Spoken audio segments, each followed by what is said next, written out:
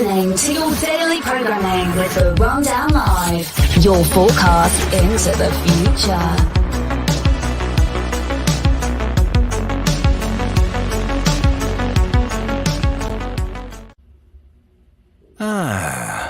It's that time again. Time to relax and kick up your feet. Grab your favorite beverage and tune in to the Rundown Live, your forecast into the future.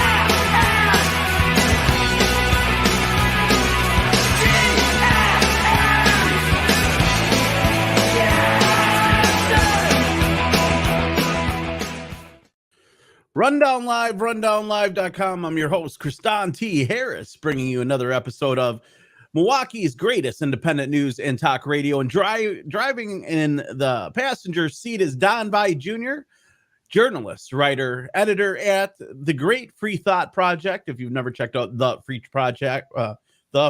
Thought Project, make sure you guys do check it out. TheRundownLive.com is where we're broadcasting daily. And if you have not figured it out, we've been zucked, completely zucked. We are zucked, and people are in the chat. Everyone from Facebook is moving over to Rumble. So get into the chat, punch that like button, follow, share, drop comments, all that jazz. Love to hear from you guys today. We're going to have a great show. Marc D'Antonio, one of the world's top astronomers, is joining us. And I wanted to open up communication to the people in the chat today. So if you have questions about time travel, space travel, aliens, UFOs, stratospheric injections, top secret military operations, I'm just kidding. Maybe, all that kind of jazz. We will get into those questions from you in the chat. So if you want to, Marc will be joining us on the top of the second hour on this broadcast. But before we dive into all that, got to let you guys know, check out kgradb.com. A lot of people are watching on the KGRA website. That is our radio syndication. This broadcast live midnight till 2 a.m. after Ground Zero on kgradb.com. And we record the video live here earlier in the day, 5 p.m. Central Standard Time, 6 p.m. Eastern. And what is that? That's like early 3 p.m. Pacific Standard. So if you want to find that, rumble.com/the rundown live, kgradb.com has the video going live right now. And the podcast is anywhere where podcasts are found. And what's funny is I met a fellow podcaster. I was doing some work and I bumped into somebody that had their own podcast, and it was a pretty big podcast. And it was a sports podcast. So we'll just not really dive into that a whole bunch. Dank's in the chat. What's up, Dank? I got to mention something. Dank is one of our oldest listeners, right, Don? And it's hard to say that, like, there's too many people that have been around for 12 years, 13 years listening to this broadcast. But Dank is one of the first people who listened to this broadcast. And he decided that he's going to somehow create a rundown loud marijuana strain. I don't know if that's his work or forte. And they are going to be potentially selling the strain in states where it's legal. That would be pretty interesting. The rundown loud. What would it sound like, Don? What would it be like? I don't know, man. I mean, hopefully it's up to giggly. It'd have to make you laugh. It would of course, yeah. And then it'd make you talkative and bring you to a higher dimension so you can resonate in the upper vibrations of the world's communities. Right. Without psychedelics. On par with some of that, maybe like, strawberry kush, some of that Zaza. I am a connoisseur of the loud, if you will. The rundown loud. Yes, it was a great idea. That's been in the work for a while. Todd's in the chat. Lacey's in the chat. We see you guys all in the chat. People and Rumble, drop some comments, talk to each other, say hi. Today's show, we have some great stories. First thing I wanted to mention, also, we are live on YouTube, which, if you don't know, all our YouTube channels have been deleted throughout the years. So we are doing on another channel very quietly because we got Zuck. So why not start building over on BoobTube over there? But it's insane that you mentioned it, because I was in the process of writing my article earlier today. There was an old episode from like 2 years ago that I was trying to find that we did. We were covering something to do with the subject that I was writing about. And I was like, cool, I found it. And I clicked the YouTube link, and it's like the channel associated with this video is no longer.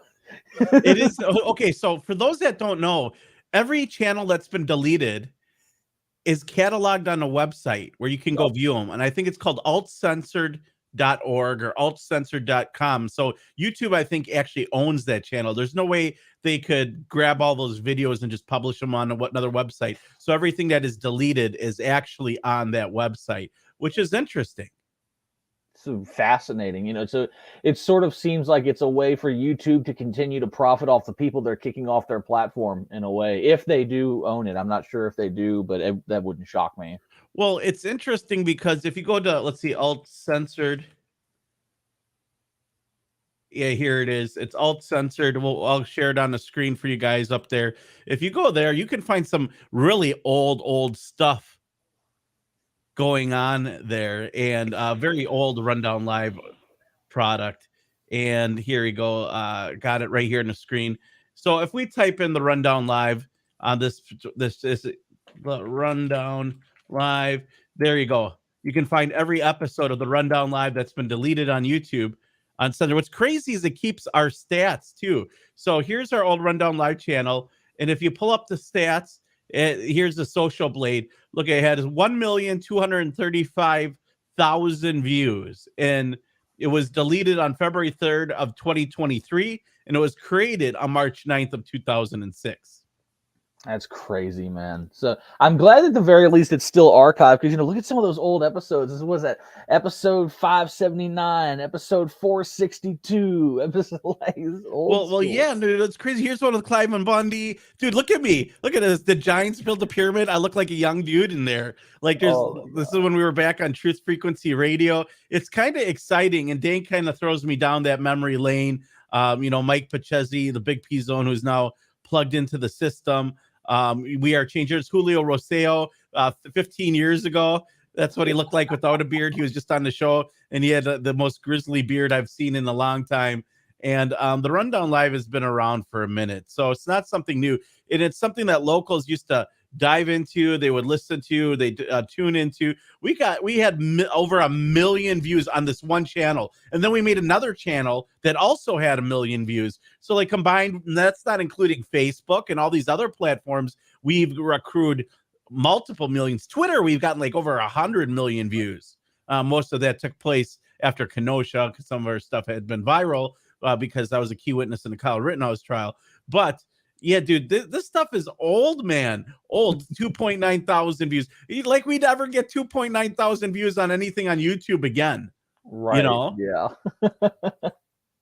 Like, look at this stuff. Like, I want to even play one of these old videos just to get an LOL out of it, just because it's been so long. There it is. Hacker dies. Obama transferred. Look at me. Look at this. That's me in the baseball cap on backward with some crappy headphones in the living room on the couch. That's how we used to do the show. That's how we used to do it. Like a podcast before Truth Frequency Radio picked us up. That's wild, man. This is a hell of a throwback. Denver, 91.7 or 97.1. Yep. There's one of those. But look at that. Like, look how dorky I look. Sitting there wearing his hat. Here's Fritz Springmeier, number 76, Bloodlines of the Illuminati.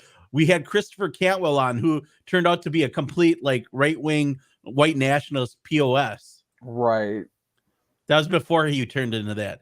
Exactly. We have Jarek J. Apiece. We had Robbie Carwells. We were talking John Kay. All these classic activists that are no longer around. Man, it's crazy. Federal Jack, Popeye. Who's that? Roman Van Ree. This is the guys from Joy Camp. We had the guys from Joy Camp on. Tony Bones from Cop Block. Tyrell Ventura. That's Jesse Ventura's kid. While we were sitting on our couches, just hanging out. Those were the days. Those were the episodes. That's when we were getting a ridiculous amount, like thousands of views. Some of our videos, 20, 30, 40,000 views, right? And some of them hundreds of thousands of views. I made some videos that Mike Mahari from, he's the 10th Amendment dude. He does the 10th Amendment Center. Nick Burnaby. Remember that guy? He did March Against Monsanto. Yeah, I remember Nick. He's retired now, unfortunately, from independent media. I think he owns his own CBD company or something. Yeah, dude, he did anti-media. Yeah, the anti-media. Remember when they were a huge website and they were tied into Anonymous, the leftists. I will call them the leftist independent media that is in agreement with most of the right independent media, but the right independent media was definitely railroaded. And then the leftists started to get railroaded as soon as the right-wingers were. The anti-media and the activist posts, which are both considered leftist independent medias, have been demonetized. But like, I'm looking at this, bro, some of these guests that we had on here. But Nick Burnaby is definitely not a conservative. We had a lot of people of all different viewpoints. March Against Monsanto. He's the guy responsible for the millions of people marching against Monsanto. Hell yeah, man. And it's wild to even think about like that sort of stuff in a nostalgic point of view, because like now March Against Monsanto was over 10 years ago. It was 11 years ago already. So John Bush, Dan Dix. Here's Dan Dix, episode 123. And these are great episodes. Richard Gage, episode 120. We got Ben Swan, episode 116. These are like the epic people that Rosa Corey, she's now dead. She wrote the book Democrats Against You and Agenda 21. More liberals that we've had on the show, leftists. Here's Julio Roseo, Jeff Durkin from We Are Change, I think, Colorado. Craig Fitzgerald, who's like a 33rd degree Mason, we had on the show. I believe Craig was. And then we have some people that I don't, and Vinny Eastwood, who's now a big deal in what's that place called? New Zealand. He got arrested recently. Oh, wow. He had like David Icahn, L.A. Marzulli, Santos Bonacci. He's like a flat earth dude now. Look at this hat, dude. I was wearing like this Russian cap on air. This is what I was look at this. Like, I can't even, like, I shouldn't even be opening this. I wonder if this will even play Santos Bonacci. It's only 600 views. Dude, Santos Bonacci videos now get hundreds of thousands of views. They're like ridiculous. N.A. Paul, he was from Vice. We had him on the show. Right. Did you hear Vice News is actually closing down soon? Good. Corey Elijah. Here's Corey Washington. Corey Elijah, episode 130. Before he made it huge, doing Kenosha. Now Corey ran for mayor. We just had him on. We had, I'm trying to think, Jeffrey Phillips, who's now, what is he? He's a super vegan. He's like a prejudiced person against anyone that eats meat. Like, it seems like he dislikes people that eats meat. Like, he wants to debate everyone about being a vegan. Like, if you're not a vegan, you are scum of the earth to him type guy. Oh my God, dude. Those kind of people are always so annoying, man. Blaine Cooper, who's the guy who blew the whistle about the Bundy Ranch before it made the news about the Nevada ranchers, facing off. And we broke the story about the Bundy Ranch. That was one of our first big stories. This is August 21st, 2014. Wow. Britt Heisen, she does Millennial Magazine, or is the founder of Millennial Magazine. Oh, here's a controversial one. This guy was racist mofo. His name was Andrew Weave. The reason why we had him on, he's one of the world's top hackers. He like hacked PayPal, a bunch of shit. And we had him on in his video. No matter, even though it was completely, he's completely anti-Semitic. Like I was like, Mike, why did we have him on? And it's like, well, we don't agree with what he says, and our listeners know that, and everyone else out there knows that. But we should at least freedom of speech, give him a chance to talk and hear what he has to say and why he believes what he says. And so he was a top hacker. He's working with like Peter Thiel over at PayPal. He hacked it, and some other things he hacked. And for some reason, his video got like, it was getting up there like 50,000 views, and then all of a sudden, YouTube after like 13 years was like, nope. Yep. Just like YouTube does, man. Right. And like Bruce Fenton is the guy who discovered the pyramids in Argentina.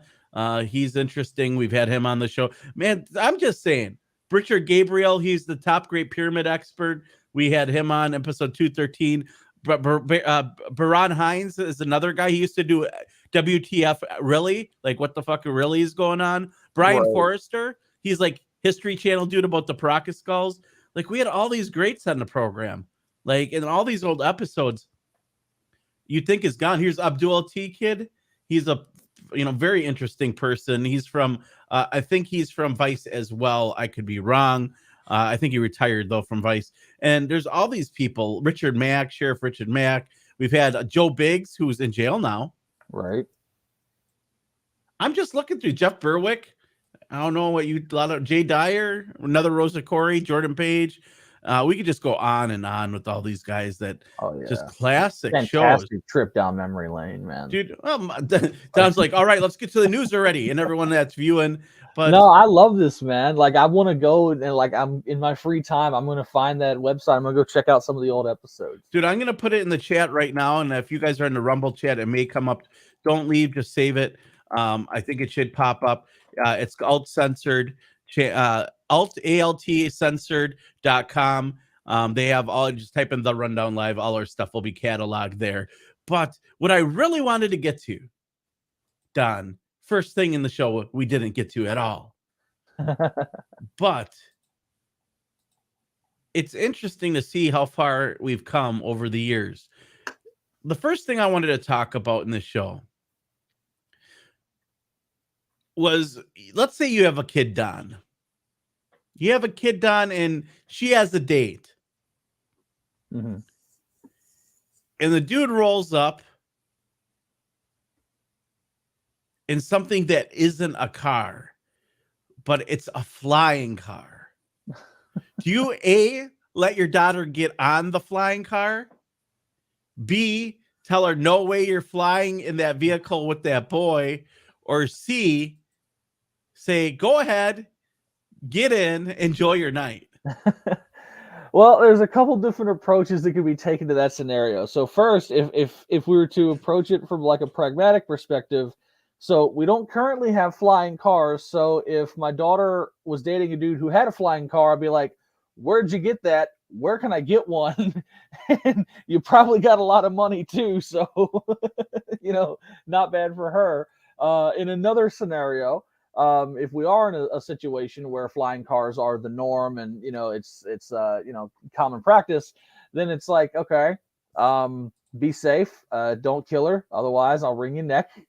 So it's so there's plenty of things that could be said about the issue of flying cars. Well, what's interesting is this vehicle drives like a car, and then it switches to where the driver, where the car switches to a 90-degree angle, and it uses the front and or the right and the left as wings, and you fly that way. It's an interesting vehicle. SpaceX backed startup says pre-orders for its $300,000 futuristic flying car have reached 2,850 people. So about 3,000 people out there are going to have flying cars, and I'm not one of them. Right. I don't have to do 300K just to be like, oh, here, take 300K. Yeah. Oh, yeah. So it must be nice to have 300K. No problem. No sweat off my back. Take that. 300K. Futuristic flying car. But it's like, first thing I'm going to say is like, let's say a dude comes in a flying car, picks up my kid, be like, who are your parents? Yeah. And if he says Bill and Melinda Gates, I'm like, okay, we're not going on a date tonight. Sorry, exactly, go have a burger. Yeah. I do not approve of the state. But maybe his kid's a good kid. He doesn't like his dad. Who knows? I'm not saying he has to dislike his dad to be a good kid, but I don't know.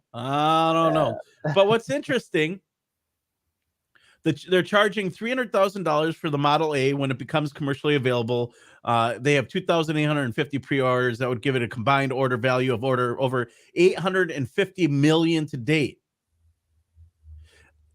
Aleph, who is the guy who's creating it, is going very different style of vehicle compared to most so-called flying cars, as a Model A resembles an actual car with a mesh shell protecting 8 rotors that are located inside. So you know what this reminds me of? It reminds me back in the day, I used to watch this cartoon called The Jetsons. I'm sure plenty of people remember The Jetsons. And The Jetsons, they predicted so much of the technology. Like they predicted the holographic, they predicted the screens on the devices, the phones, the tablets, and things of that nature. They predicted the flying cars. And it's just wild to me to think about, like, we're now at that point where it's no longer just like outlandish science fiction. We're literally talking about the plausibility of flying vehicles. And as someone who is afraid of heights, like myself, it's sort of weird because I'm afraid of heights, but I still want to get my pilot's license for like one of those little small Cessnas or like helicopters or something like that. So I don't know. That's a weird cognitive dissonance of mine. Like for some reason, despite my fear of heights, I still want to fly. But I have a problem getting on actual airplanes and just flying. I mean, maybe it's because I'm not in charge of the airplane, so it's like out of my control. Well, most of the flying cars that have come out look like something that is out of Star Wars. Remember in the beginning of the very first Star Wars episode, there's those guys on the flying motorcycle type things. That's kind of, I still don't have an answer why it took them 100 years to figure out that you put 4 little propellers on a vehicle and they'll fly. Like, why haven't they had drones like 100 years ago? You would think that that type of technology would be very simple to. It's like thinking of a pet rock. It's just sitting there the whole time. Somebody else definitely thought of it. Like, how are you going to put 4 helicopter blades on the car and be like, oh, now we got flying cars? Like, why haven't they done this all along? What took them so long? Right. Well, I mean, they were experimenting with like anti-gravity type vehicles and things of that. I mean, sure. I mean, of course, that's a whole lot more complicated than just putting a propeller and a propulsion system on something. But it's something that has been contemplated for many, many decades. I know it's just, I think, it probably just took them quite a long time to really work out the mechanics of it and, really field something that might prove to be able to do exactly that. Okay, so this is cool. I have located a video for the audience that is following us on Rumble on this car, so you guys can see what kind of vehicle will be picking up your daughter for prom in the near future. Here it is. This looks like what they have going on here. Oh, so I don't know, man. $300,000. It goes 110 miles per hour in the air. So maybe I'll get places faster because, it doesn't have to deal with roads. The cops are going to try to figure out how to monetize it. Cops are going to have one of these. So now the cops are going to be like, where do we get a flying car? How are we going to give these guys tickets? Yeah, it'll basically be like, so I just mentioned the Jetsons, but it could also, be like those the vehicles for anyone who's seen Futurama, how the floating flying vehicles in Futurama. And man, it's my question is about just the regulation of these things, and that maybe not necessarily the regulation of them, but how we can keep track of them so we don't have some people are bad enough in regular vehicles. We can only imagine once these things actually become air rage instead of road rage. You have air rage. Yeah, exactly. or either that or just not being able to drive it properly and crashing into somebody. I mean, not everybody's qualified to be a pilot. Look at this thing, bro. This is what it looks like. I put it on the screen. So listeners out there that don't know, it looks like a giant cell phone with a bubble in the center. And the wheels are also rotors that have fans on it. And so when it flies, it inverts to where it's hard to explain. It's like take your cell phone and lay it flat, and then you slowly tilt it up, and then it's facing a 90-degree angle, and it has like the riding compartment in the center. It's a little bubble, and it's like Don says something straight out of the Jetsons. Look at that, Don. What do you think of that? Yeah, well, interestingly enough, it sort of looks like, if I were to see that thing in the sky at a distance, you know what I'd think? UFO? That's a UFO. Exactly.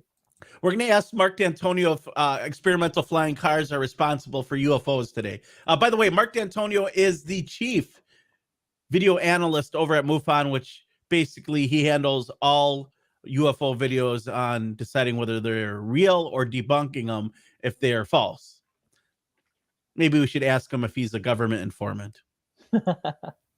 Gatekeeper Marc D'Antonio. Oh, no.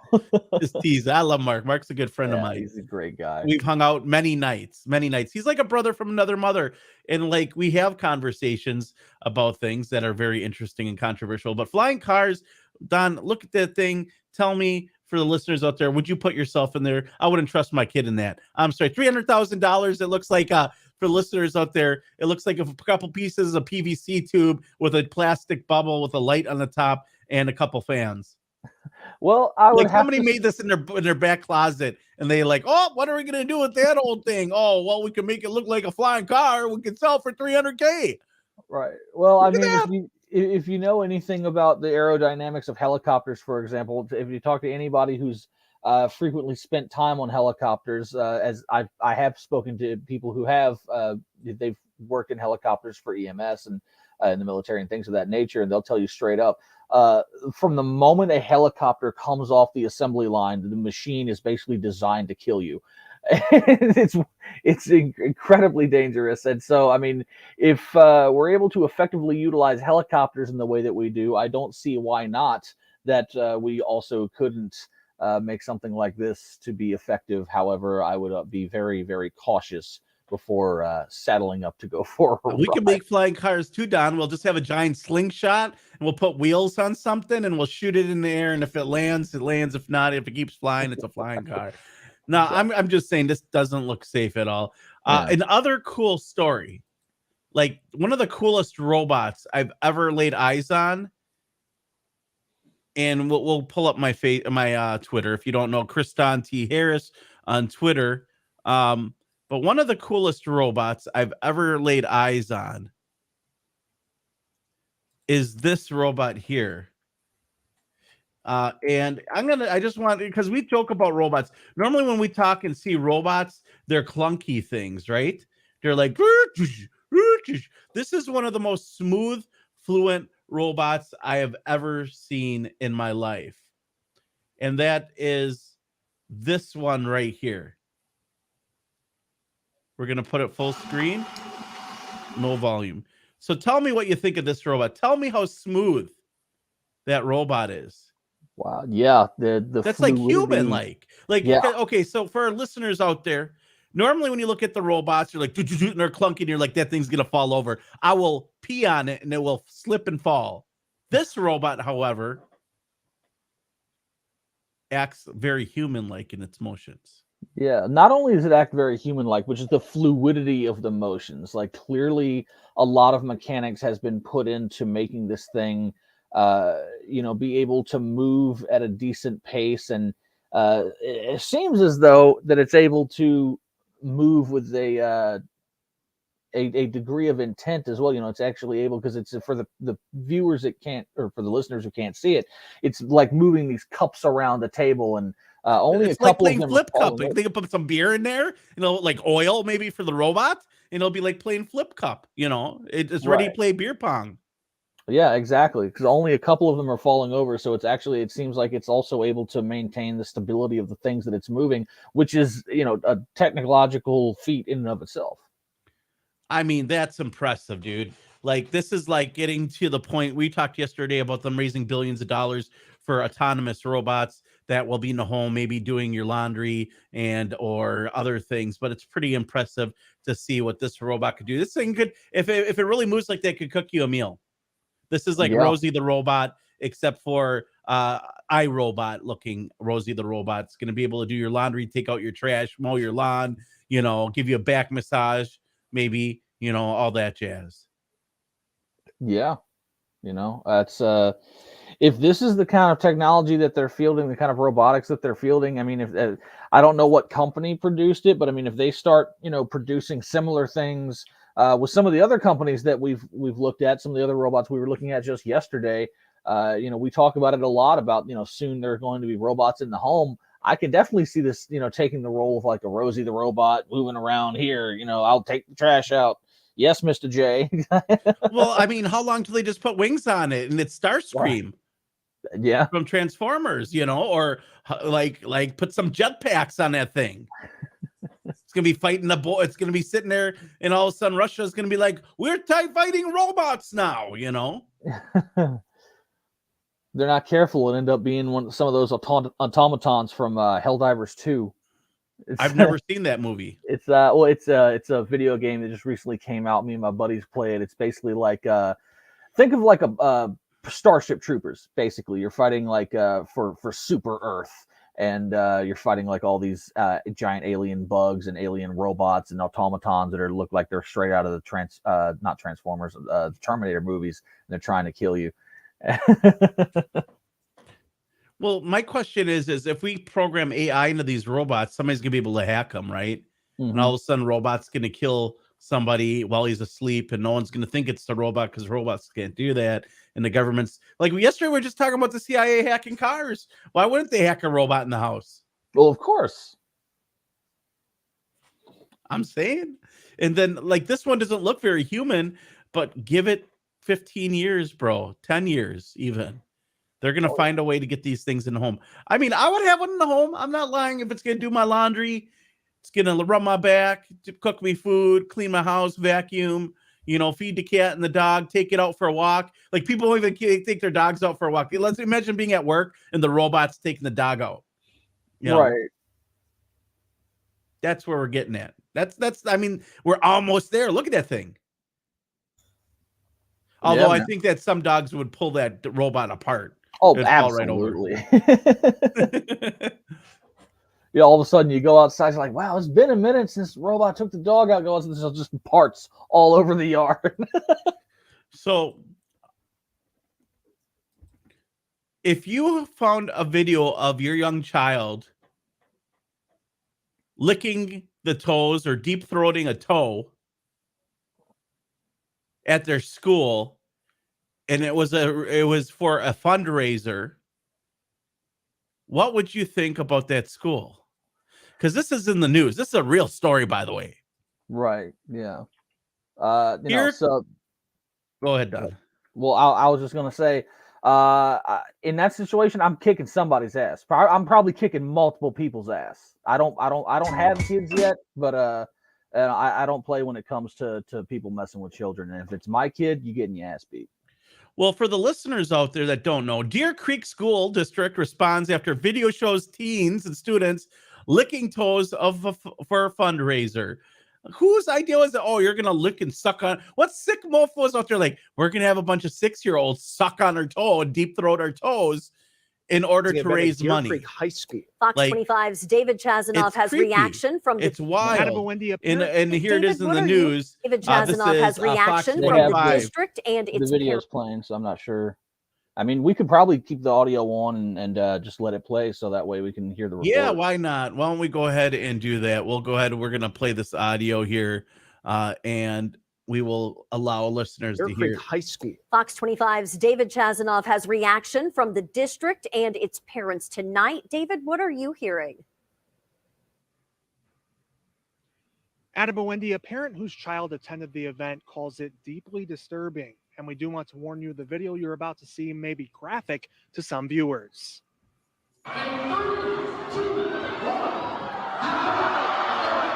This video shows Deer Creek High School students licking toes at a fundraising event Thursday. We have blurred their faces to hide their identity. It was surprising. I didn't think they were gonna do all that. I was just shocked. I didn't really have like a feeling. I was like kind of disgusted, but then like kind of glad I wasn't over there. He is devouring them. Whatever she told me yesterday, He's devouring I them. had to ask her, like, wait, what? Who's They're that licking guy? peanut butter off of toes. What? The Deer Creek School District confirmed the video with Fox 25, saying the students volunteered in challenges to help raise money during their philanthropy week. I am all for fundraising and all for really fun and silly things, but that right there just seems a little excessive. It's Deer beyond Creek a little Schools says excessive. every student who participated signed. Wait. That one kid was like deep throating that toe. Accountability and ownership in that statement for, hey, maybe we didn't fully think. Look at that. The kid's like, what the heck is going on? I don't even know, man. And we asked the district if students signed permission slips to do these activities, but we did not hear back. Reporting live in Deer Creek, David Chazanoff, Fox 25 News. I don't know, man. Now, Things are getting weird, bro. When kids are deep throating toes to raise money, ugh. Yeah, it's sickening and infuriating. And yeah, like I said, if I'm a parent and I see that video, I'm kicking a lot of people's asses, like without hesitation, without remorse. You think that there's some parents that are incredibly outraged at this Oklahoma Deer Creek School District? They should be. Every single one of them should be outraged. Don, would you suck on my toes to raise money? I love you, brother, but not that much. I don't. You haven't seen these toenails though yet. I got like talons down there. Oh my god, like a fucking eagle. Do you think the kids washed their feet before they licked the feet? Man, they were going to town on us. Like, I don't know why. Who came up with that? Why? Well, I don't. I'm so speechless, bro. I just don't get it. Like, who in the right mind thought that this was a great, like, because someone at that school, principal, vice principal, teacher, like everybody had to approve of it at some level. Like, exactly. And they probably, it sounds like they didn't get like permission slips. The guy, one of those kids was like deep throating a big toe. I was like, what the hell is this? They raised a total of $152,000. What was the cost? Yeah, not your average Joe coffee. During the district said 152,000 was raised for not your average Joe coffee during the fundraising week. You can read Deer Creek School District's full statement below. That doesn't. Oh man, and so that right there. If I'm one of the parents, I'm going after I'm kicking people's asses. I'm going to the school board meeting, and I'm like, well, there needs to be an investigation because someone here clearly has a thing for kids, and someone here clearly has a foot fetish, and it should not be around children. Yeah, So there needs to bro. be an investigation. I have no idea why, but that just is crazy to me. It's insane. It blows my mind that all of that is going on. Like kids sucking on people's toes to raise money. What did it say? Growing Granny says, what happened to selling chocolate bars to raise money? No, let's deep throat the toes. Exactly. I long for the days when you could just sell chocolate bars or open up a friggin' lemonade stand. No, they'll arrest them if they open up a lemonade stand. You're not wrong. They must lick deep throat the toes. Like, look at that. That's so crazy, bro. Like, I'm showing the video for the listeners out there. They got these kids. For the listeners out there that don't know, what the viewers are seeing is they got these people, I'd say about a half a dozen of them sitting across on a bench, all of them with their feet out, and they have these kids who are laying on their stomach and their hands up like they're doing a push-up, sucking on these toes and licking the feet. And it's happening in a gymnasium, and like from the audio, go lick those toes. Look at that. Like from the audio, you can hear like there's plenty of people around like cheering this on, like it's a damn sporting event or something. I don't know. It might be in the future. Like they raised 152K. I'm getting some ideas for the Rundown Live, Don. You can have all that. I'm not really interested. I thought maybe, you know, look at that. Like they're looking like they're hungry too. Like, why are they trying so hard? It's like they like are happy to do it. Look at that, man. They're going to town. Do they like put chocolate on those toes? I'm kind of curious. Unfortunately, children are impressionable, and if they're made to think it's for a good cause, now one of those kids is looking at those feet and looking up and going like, hell no. They're like, okay, ring the bell. Ding, ding, ding, ding. I'm sucking on these toes. I don't know, man. It's like not one of them had common sense to get up and be like, nah. Right. Yeah. Sorry.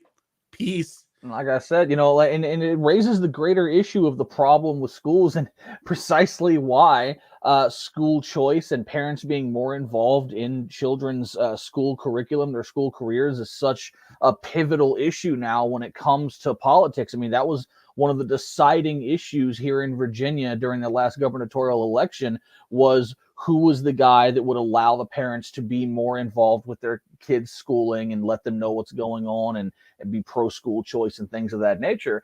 And, you know, we're continuing to see, and it's been covered for years now, and we've covered it on the show now, the ways that schools just seem like they're just going more towards the sexualization of children or just things within that realm, even if it's not like overtly sexual, even though you could easily say this is still overtly sexual in its own right.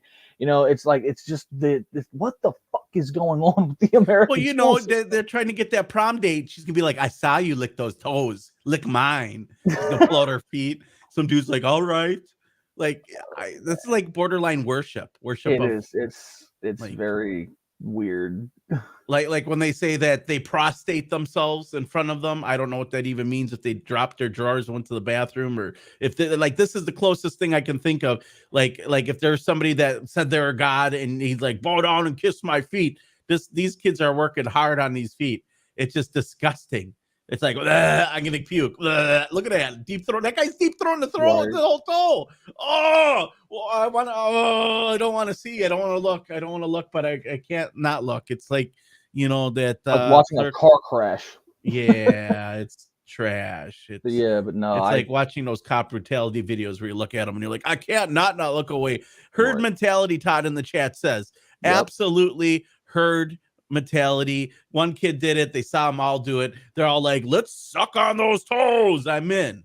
And they all went ahead and did it. So way to go, Deer Creek School, coming up with a new, like, what's the next thing? Like, who's going to top this? Are they going to have furries shitting in litter boxes in the gymnasium stage and then throwing it at the crowd? Like, what's next? Like, where's Alex Stein in all of this? Bro, I would love to see, someone needs to send Alex Stein down to that city so he can go to the school board meeting. And I saw my kid deep throat the hole.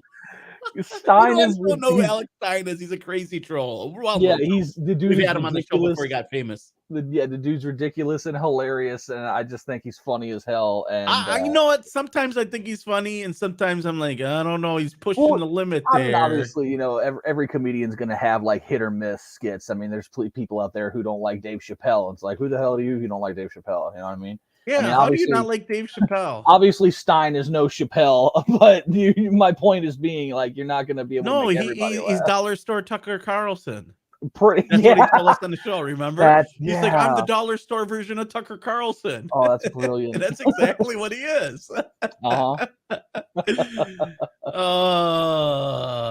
Flat earther too, right? He said he was a geocentrist on the show. Flat earther. I don't remember that episode, so maybe he is. I don't know. Maybe he was just saying that for the bit. No, I'm pretty sure he believes in flat earth. Oh, well, that's news to me, but okay. More power to him, I guess. To each his own. No, it's all right, man. If you want to believe that a cat can push everything off of the planet, then go ahead. Right. But anyways, Don, I want to segue into something that's a little more serious. Well, I don't know if you can get more serious than some kids deep throating toes for money, to raise money. They didn't even get paid, which I wouldn't want them to be paid. Okay, we're going through all sorts of issues here, trying to think about that. Exactly. It's just wrong, man. It's just, I get angry. Kids deep throating toes to raise money. I just want to punch something. Yeah, you see why I said I would kick people's ass, right? Right. Well, so something that was being said when COVID came out, which was semi-true, I verified myself because my best friend's daughter worked at Children's Hospital. And that was that during COVID, the coronavirus. You guys remember? It's like people forgot about the pandemic. Right. Don. I just feel that way. Like the millions of masks on the ground, people locked in, police coming over and tasing grandma because she has more than 7 people at the Thanksgiving dinner, libtard friends calling in the cops next to them, all this crazy stuff. And I'm not saying conservatives weren't just as bad in some cases.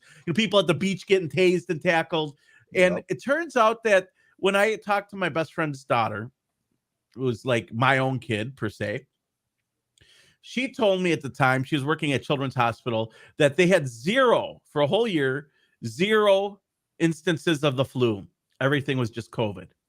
Right. And what's really crazy to me is that it was in the news, and I forwarded this to you, and I think you saw it. We saw it about the same time. And that's that the CDC redesignated COVID and downgraded it to what the flu is. Essentially, we shut down the world for the flu, essentially. Yeah. So that's basically the premise of my newest article. I just published it earlier today. And the title is, "It's Official. The COVID Narrative is Officially Dead." And I basically go into explaining how there's that new piece that came out of the Wall Street Journal, where I read it from. There's the guidance that was released by the CDC. Basically saying to treat COVID basically like the flu. And I explained in the article, so at the very least in the Wall Street Journal piece, I'm not sure if they did this in other pieces, but I presume that they did, that they still continue to attempt to uphold that narrative of the existential threat that they tried to pretend that COVID was. So in the article, they say, let's be clear, COVID-19 is not the flu. But earlier in the article, like just a paragraph prior, they say this: many doctors say at this point, common sense should guide you. If you feel sick, stay home. When you're feeling well enough to go out but still have some symptoms, it's a good idea to wear a mask indoors to protect others.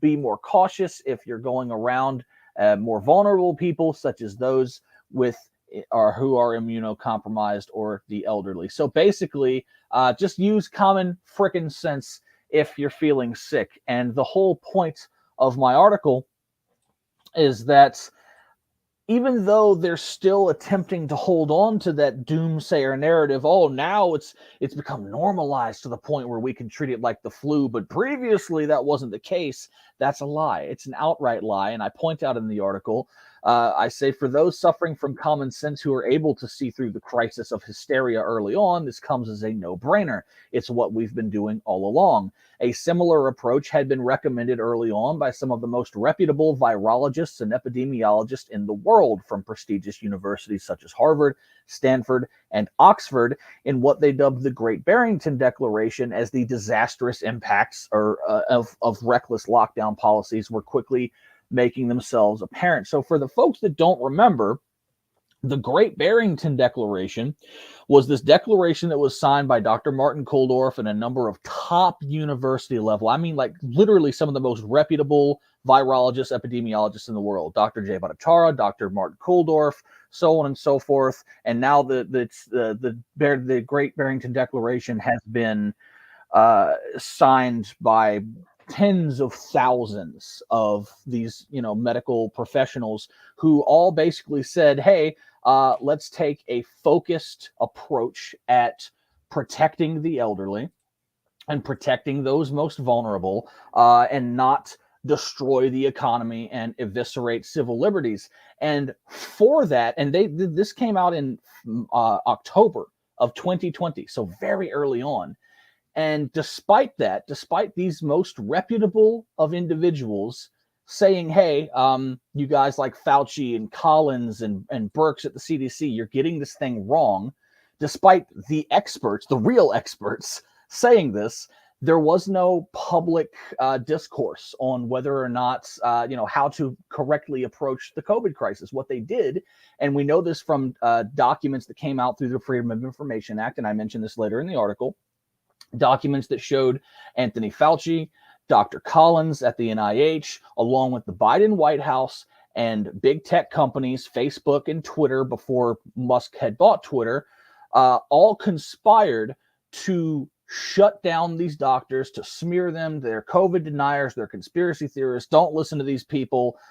Just absolutely attempted to destroy their reputations and careers, despite the fact that they're some of the most qualified experts on the subject, because they dared to say something that went against the COVID regime, that went against the mainstream narrative, which, if we look back in hindsight, and it was sort of apparent as it was happening, the whole reason that what was happening was because it was a scheme to empower the powerful, to enrich the powerful. It means the greatest transition of wealth in the history of the planet occurred during COVID. The top 0.1% of billionaires got exponentially richer. Meanwhile, the vast majority of people were pushed closer into poverty. There's even, I covered reports like that from Oxfam that cover crisis of famine and things of that nature for the United Nations, where they released their own reports saying that these lockdown policies are they're undoing 30 years of work fighting against poverty, fighting against hunger in the third world nations, pushing millions of people towards these things. And so it's the just disingenuous nature that we're now seeing, oh yes, we can treat COVID like the flu now, when the real evidence and the real experts and the real science was saying that we should have been doing that all along. And that's essentially the premise of my article, and I provide evidence. I think I see where we're going with this, Don. We'll get all the kids to suck the toe to get rid of COVID. They can just all deep throat the toes. I'm still stuck on that, but it's interesting. COVID deniers, anti-science, fact challenge. When I used to blog for the Journal Sentinel, which is Milwaukee's main newspaper, I was the number one traffic blogger in the United States for many years before I got let go. And one of the things that they would say and call me for in talking with people who got let go of their gigs and because they thought Monsanto GMO caused cancer as independent scientists and publishing in scientific journals that Monsanto GMO caused cancer, was that I was fact challenge and anti-science. And it's all these thought terminating cliches. They prevent people from recognizing their own cognitive dissonance and or logical fallacies. That's why they're weaponized and used. But I do see we have our guest waiting on backstage for us, Marc D'Antonio, which we should probably get to here in just a moment. But everyone needs to go to therundownlive.com, therundownlive.com, Milwaukee's #1 independent news and talk radio. We have news articles up there all the time. We used to be one of the top traffic independent news sites, right up there with all these different independent websites, many of which have been, banned or pulled down in the algorithms and are no longer around. But some of your faves are still around, and we're around too. But you got to look for us, search for us. Today's guest is a really close friend of mine. I've spent a lot of time with him. Very interesting person. You know, somebody I respect very dearly. And I don't say that lightly because there's very few people in the world that I can say, you know, of course, Don Vi Jr. over here. Right, Donna, I totally respect you. But like, you know, that I can say that I've met that are genuinely decent people and that I've got to hang out with and spent as much quality time as I have with this guest. Welcome to the broadcast. Host of Sky Tour, which, by the way, Sky Tour is a phenomenal broadcast on KGRA, KGRADB.com. Marc D'Antonio, welcome to the broadcast. How you doing, sir? I'm good, brother. How are you? Nice to see you. Good, man. How's the world's top astronomer going? You don't get as much credit as you should, so I want to go ahead and plug your book right now, The Populated Universe. And today, that's right, you have it. Just so our listeners know out there, you are the chief video, like, end game guy when it comes to debunking UFOs and certifying whether stuff is legitimate or unlegitimate. You know what? I use common sense and science to determine whether what we're seeing can be determined to be a true unknown. That's it. And you know, for the most part, we can determine that they're knowns. But if there's not enough information, I love it. I'm happy to say, hey, this one's unknown, man. I love it. This is unknown. Let's pursue it further. You know what I mean? So yeah. So a debunker, not explainer, yeah. You know, analyzer, yeah. You know, and you know, to be and you're right. I'm the Mutual UFO Network's chief photo and video analyst. What's that mean? I was willing to do the job. Okay. Well, I guess, you know, but MUFON is like probably the world's largest database of UFO sightings ever. Period. If I'm correct. Am I correct? You are. And the thing is, I joined. Okay, this is gonna hurt. I joined MUFON when I was 9 years old. What? 11 years old. 11 years old. Sorry, and it was 2 years after MUFON was founded in 1969. Wow. So in 1971, I joined, and I was 11. That's wild. So yeah, I'm a little bit older, right? But again, I never went away. I never left. I started as a field investigator. Had my little card in my wallet, and I had that in my wallet right up to about 4 years ago. Okay, and I'd look at the little transparent thing. Oh, there's MUFON field investigator signed by Walt Andrus in blue. Okay, and I was like, yep, I still have my card. It's still in my wallet. And I would transfer the packages, the little packets of cellophane to the next wallet. You know, if it didn't have them, it just slips into a pocket.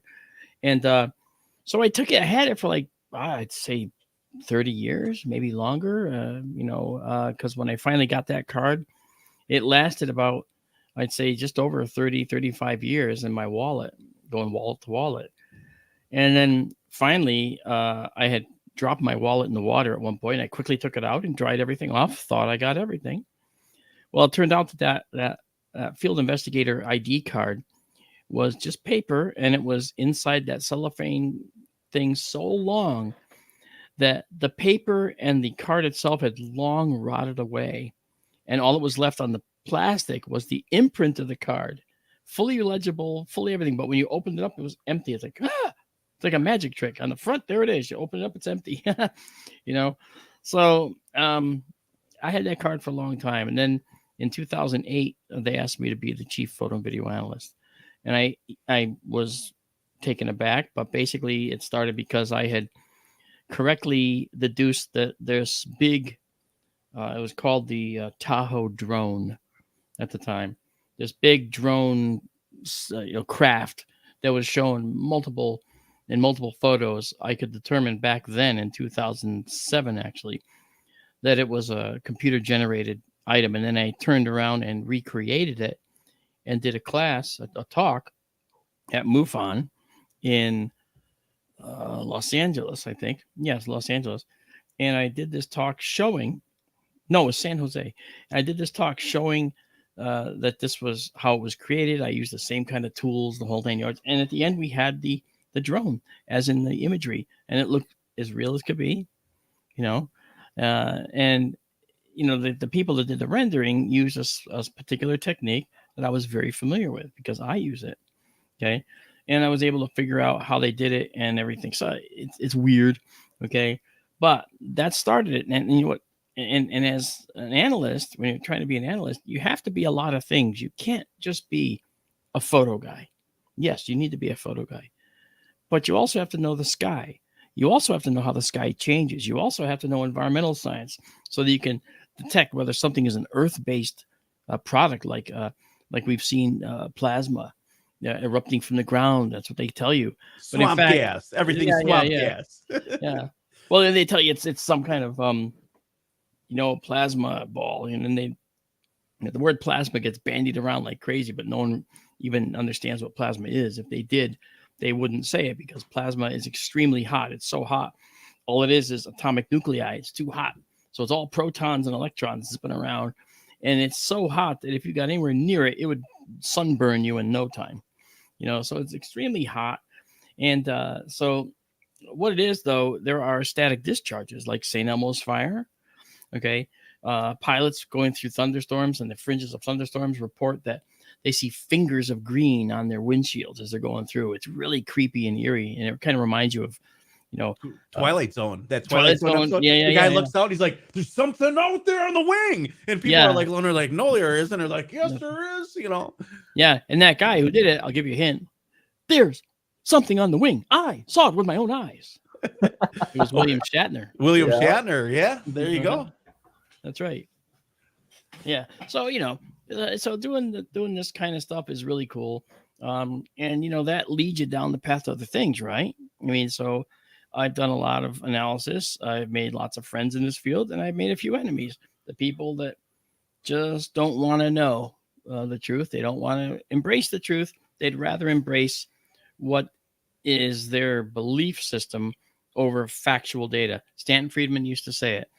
Don't bother me with the facts. I've already made up my mind. Well, keep in mind, though, sometimes things can't be discerned. And so you give your professional opinion too, right? It could be something different, but most likely, it's kind of like scientific consensus, right? Like you got a bunch of people's opinions and, but there's things that you can blatantly prove. Like we were talking a lot about deep fakes recently. They're making deep fake pictures of Trump. They're making deep fake pictures of Biden, everything like what is real, what is not real. We're going to have Trump hanging out with gray aliens and Biden hanging out with draconians. And then there's going to be alien wars and it's going to be all fake because where the world's never really happened. So I saw Trump kissing Putin. Okay. It's like, okay, but hey, somebody made it. At least we know that one wasn't entirely true. That's a joke. Todd in the chat says, nice Shatner impersonation, by the way, for those in the rumble.com/the rundown live chat. So this brings me to a quick question for you. Since we're talking about video analysis, maybe we'll get into your background really quick, because for a lot of the viewers that don't know, I've asked Marc this question on a previous show he's been on, and Marc and I've facilitated interviews with Marc on Alex Jones's InfoWars when I filled in over there. Marc was kind enough to come and to talk about, all these UFO sightings. And we're going to play some videos for him, some famous ones. And we're going to talk about why they're fake in this episode too. And if you have any questions for him, you can drop them in our Rumble chat, rumble.com/the rundown live. You can tweet us, just drop a comment on the bottom, or you can find us on kgradb.com. But Marc, how the hell did you get involved in this? Sound like you got involved at a young age. Did you watch like a TV show? Was it like Encounters of the Third Kind? What was it that made you get into all this? Like, cause like you're a scientist, right? You do astronomy, you do all that jazz. All that jazz. There you go. Yeah. Science is jazz. No. Actually, baseball's jazz. But that's there you go. There you go. No, what happened was I was 9 years old or so, and I was going on a field trip. It was like third grade. We're going on a field trip, and we're going to a little pond here in Connecticut. And I had my little bag lunch, and I remember getting on the bus with my little bag lunch and sitting down, making the little sound on the seat, because you kept wearing these shorts, and he goes, he makes these little noises that everybody laughs at, right? Every 15-year-old, for instance, would love that, but these were 9-year-olds, so they laughed harder. So I remember getting on the bus with my lunch, and I remember getting off the bus with my lunch back at the school, and I hadn't eaten my lunch. So I looked at somebody, and this is paraphrasing because I don't remember the exact words, but he said, when are we going to get to the pond? And of course, that earned me a slam up the side of the head. You idiot, we've been there all day. It's like, I don't remember any of that. and I still had my lunch uneaten in my hand, and my hands were gripping the bag so tight that my fingers were hurting. I couldn't easily release them. So I went home and I hung out with a friend in the empty lot between the houses where I live. And all of a sudden, I started feeling weird. And I collapsed to the ground and started having seizures. And I didn't know what it was, but it was weird because I was detached. I remember slamming my head on the ground and seeing ants running around. Okay. I couldn't control my head. It was slamming on its own. Yet I'm looking at the ants going, oh, look at all those ants. How cool. Look at those ants, little red ants. It was like I wasn't the one going through it. It was the weirdest thing. Well, the guy that was playing with, the kid that was playing with me, called my mommy, and they called an ambulance. They had to take me to the hospital. And when I got to the hospital, they said, well, we're trying to figure out what happened to you. We see you got a bump on the front of your head. Well, yeah, I was slamming the ground. And they had to spend time digging out dirt from my forehead, as a kid. And they said, well, I talked to my parents. It looks like he's had a concussion from hitting his head. I didn't argue with that because I didn't want to be there. And they said, well, what happened? I came home from the pond. It was Burr Pond, Burr in Torrington, Connecticut. And I started having seizures, I guess.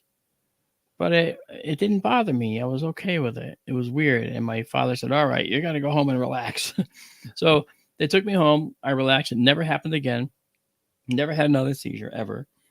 Okay. But you had missing time is what you're saying. You had the whole missing day. time. You didn't remember getting off the school bus and then getting back on, almost like No. a creepy government program. Like, Yeah. hey, you're getting off the bus and then you disappear and then you're coming back on the bus. You still have your lunch and you're like, what the hell's going on here? I think I went to Mars. No, don't say that. Somebody in the audience will think you're real and his name is probably Ron.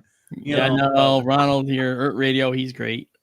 Earth Radio is one of our Sky Through live I saw him in the streams. chat. That's why I had to say it. He's one of our great listeners and viewers of our Sky Through live stream.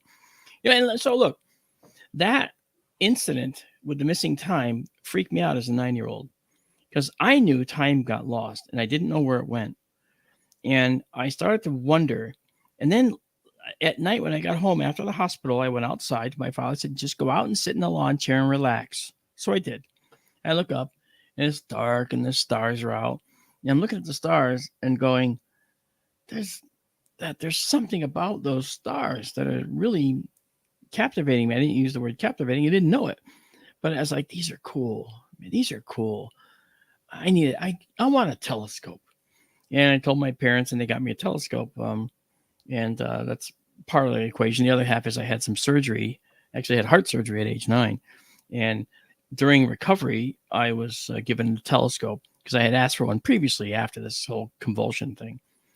And so they got me a telescope and I was outside looking at the craters on the moon. And I was like, wow, this is so cool. And then look at stars. And I remember putting a bright star in the field of view and just looking at it, thinking, where is that? How far away is it? I had at the time, for some reason, a really good idea of the spatial density in the universe. I knew that things like the sun were close. I knew that stars were much further away. I knew that planets were closer, but still further away than the sun in some cases.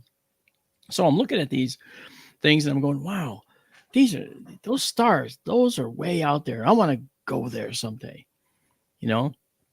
And that led me to going down to the library on my little bicycle. I'd go down every single day. And Mrs. Brown, the librarian, would only let me go in the children's section. And I begged her, can I just go to the adult section? Please, I want to go to the big people section. Because it's the upstairs, they had the bigger chairs. I want to go to the big people section, because right. you're an adult, right? You want to be considered an adult at that age. You want exception from your peers, sure. Well, the truth is, I had already gone through all the children's section books. And the science as described in those books was great and really taught me a lot. But there was more. I always knew there was more. So they let me go into the older folks section of the library, and I was taking out books on things like chemistry and physics, and they're looking at me like, well, we'll see you in a couple days. You're probably going to bring this right back.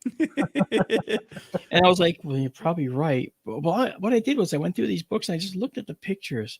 And I looked at the captions and read the captions under the pictures.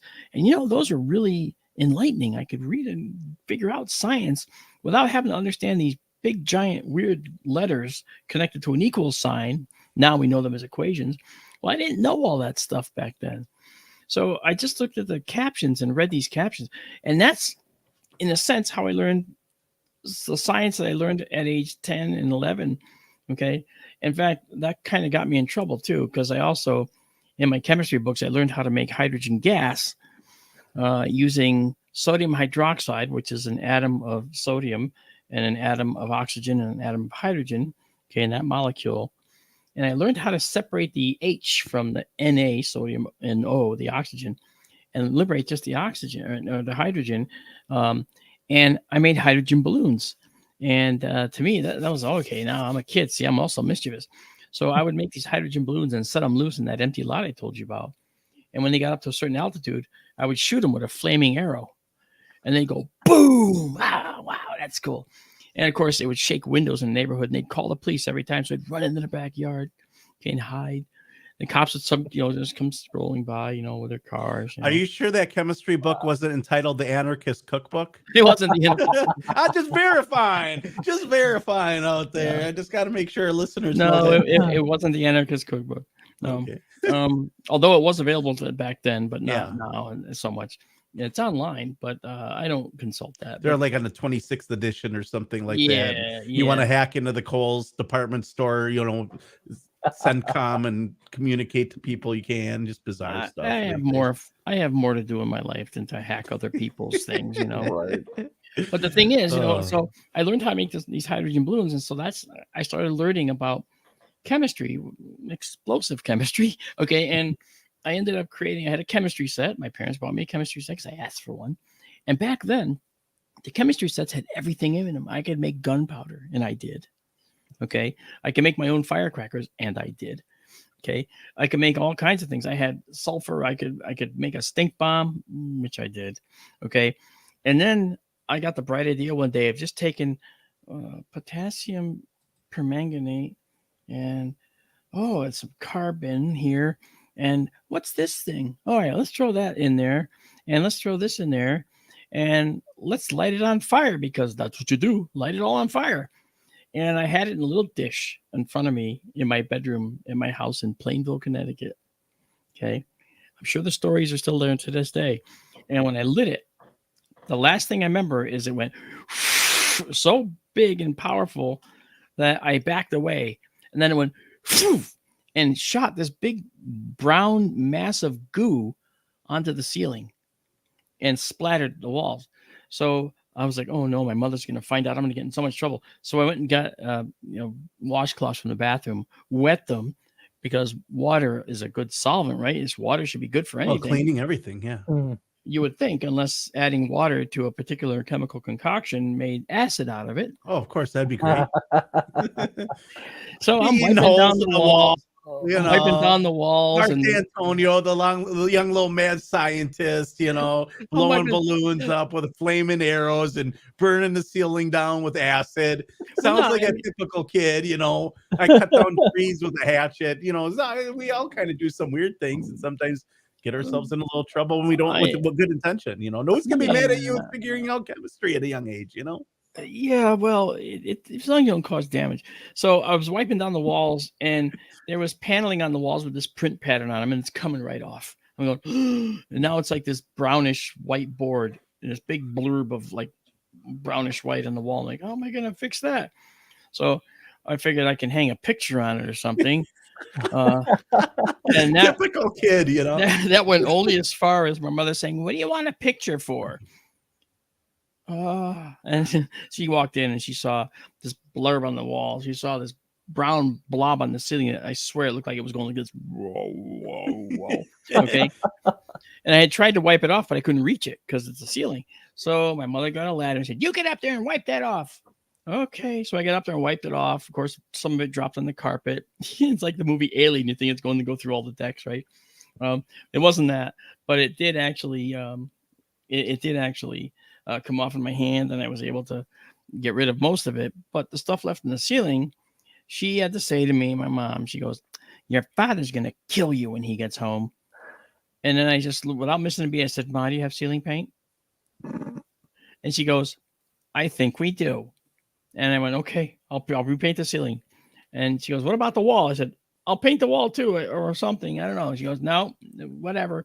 So I painted the ceiling, and it was beautiful. It's like, oh, disaster averted, except for the white spot on the wall. And so I laid down on my bed, which is my bedroom.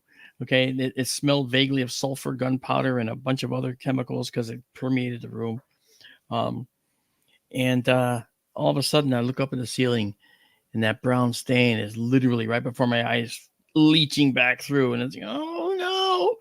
So as it turns out, my father had to call a guy to come in and cut that section out of the ceiling and replace the sheetrock, because Marky did a no-no.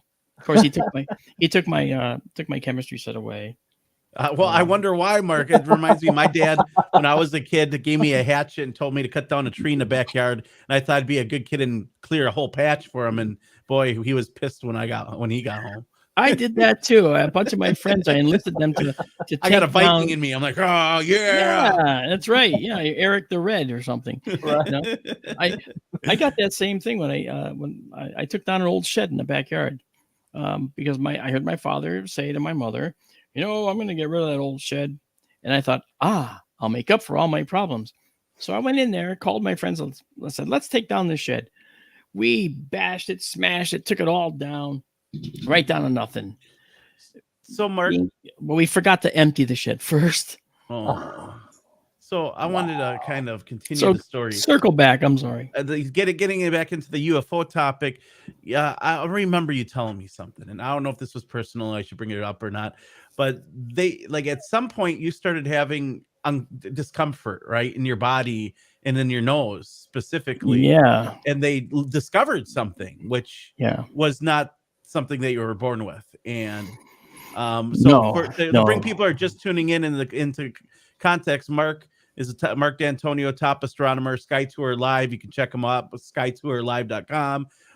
He had missing time at a school field trip where he remembers getting off the bus, doesn't remember what happened, and just came back on the bus. His lunch was full, had a seizure. But now fast forward, how far in the future is it before you realize that there was something else going on with you? You see, I always had a problem with feeling like I'm some kind of focal point, because I always had trouble with people who say, look at me, I'm special. I hated that crap. So I never, ever said that. I said, and the truth is, when I noticed things happening to me, I figured these got to be happening to other people. I cannot be the only one. And so I started looking up in the literature what was going on. And I saw articles on missing time, books on missing time, bought the books, actually asked my mother to buy me the books at the time. And I read them. Okay. I read Bud Hopkins' Intruders. I read others. Right now I have a collection of like 200 books upstairs that came from Douglas Trumbull's private library that he gave me.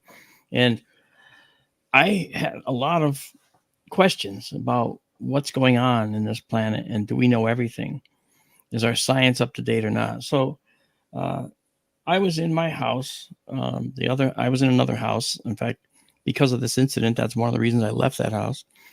And over a series of 3 nights, I heard this. Hear that? It's knocking. It's like 3 sets of 3 knocks, and it just kept going. And I didn't know what it was. And so I noticed it. I looked at the time. It was 3:15 a.m. So, well, that was stupid. And I went back to bed. The next night, I hear this again. What the heck? And I look at the clock. It's 3:15 a.m. again.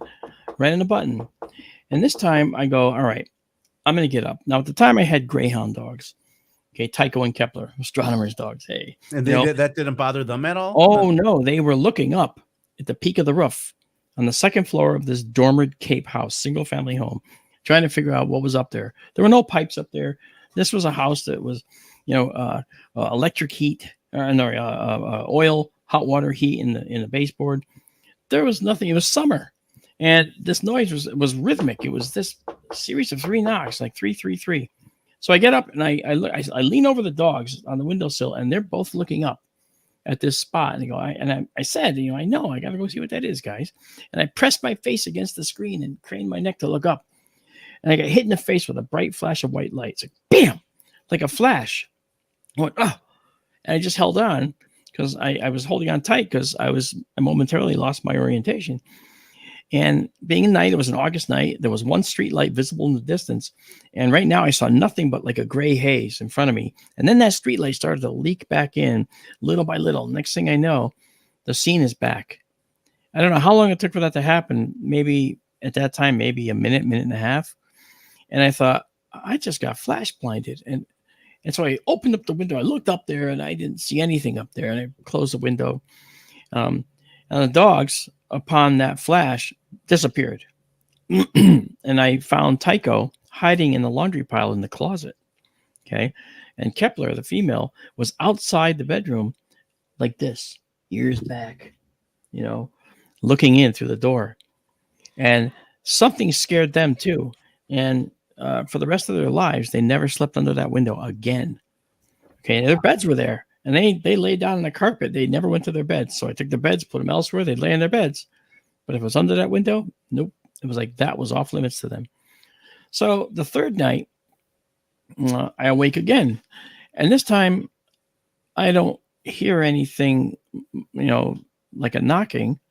So I go to turn my head to look at the clock, and I can't move my head. All right. Sleep paralysis? Yeah. But I see, I could go into that state on command. I would do that as a meditative measure. Okay. And so it's easy to reach for me and I enjoy it. So I was in there thinking, oh yeah, I'm in a hypnagogic state. Okay. And I thought maybe I'll just, all right, come out of it now so I can look at the clock. And I still couldn't move my head. So I said, well, I moved my eyes and my eyes didn't move. My eyes were fixed. And if I tried to move my eyes, it was like something was restraining them and it hurt. So now from this side, I can't look over here. From this side, I see something cross that window I told you about that had that street light out of it, just pass in front of the window. Okay. And then it's coming toward me and I'm laying on the bed and then it reaches me like here. And then out of nowhere, I see this long cylindrical thing, which looks like a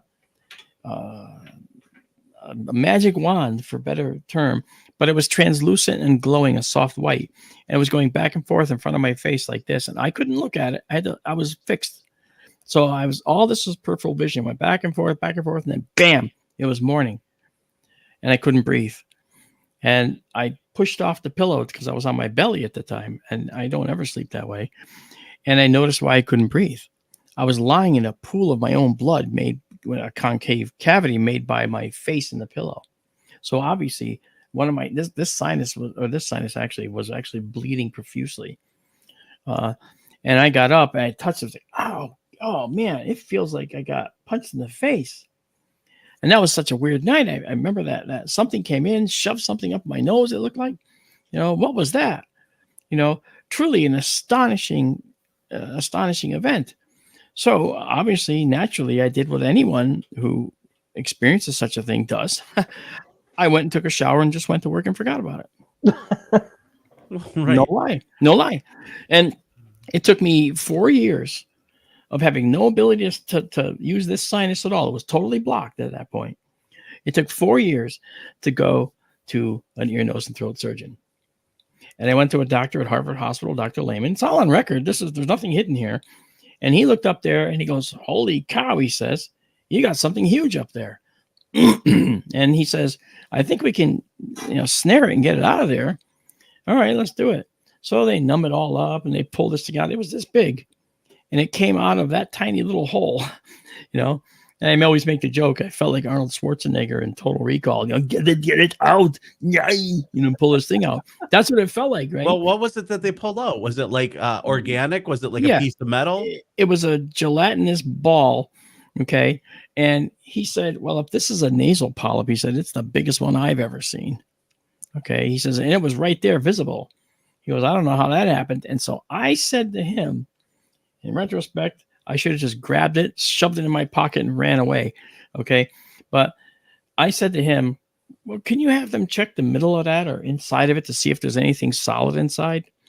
He goes, what, you mean like a a metal splinter that a machinist might get if it, if he, is working and it goes up his nose. Welding Yeah. or whatever. Yeah. Yeah, exactly. And I said, yeah. He says, yeah, I can have him. Why? What happened?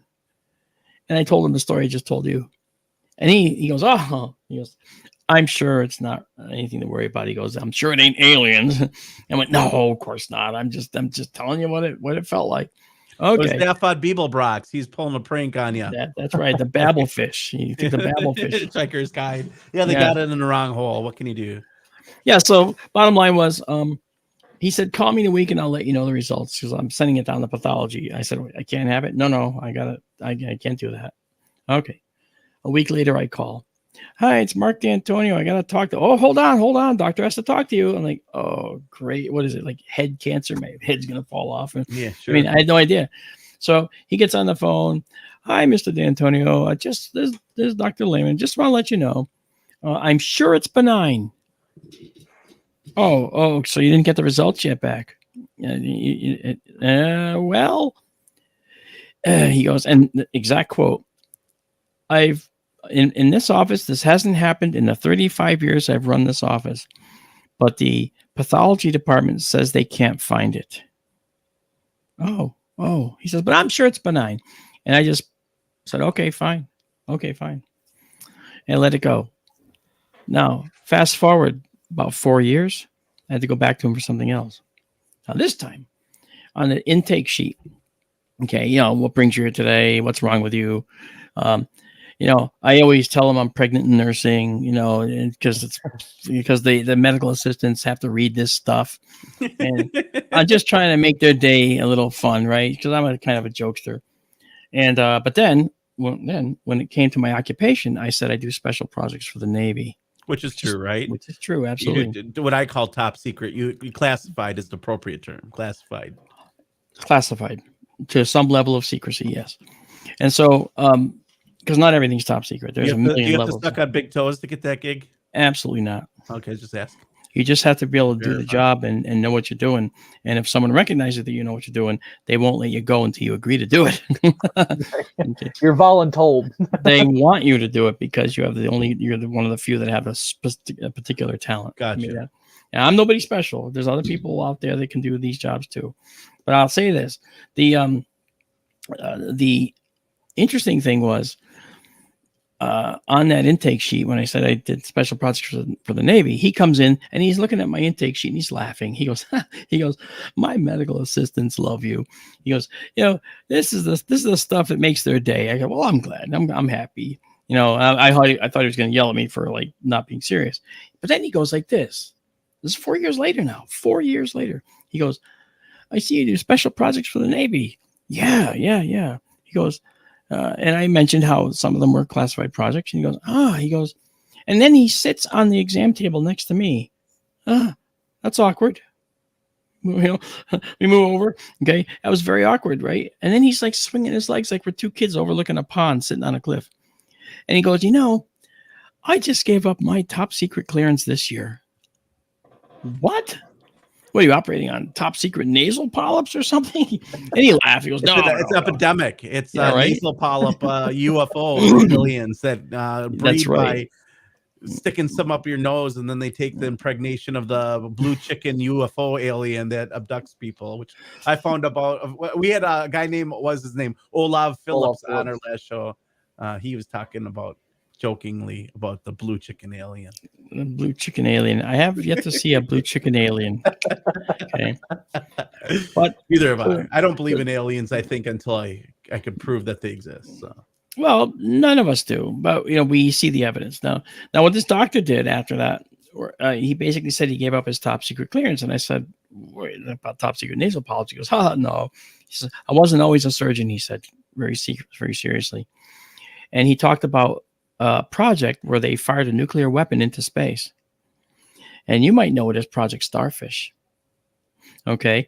Now, Project Starfish, ostensibly on the surface, was to test the effects of a nuclear weapon on the upper ionosphere. And yeah, that's what they said. But in practice, what they did was they were able to destroy an enemy satellite. Okay.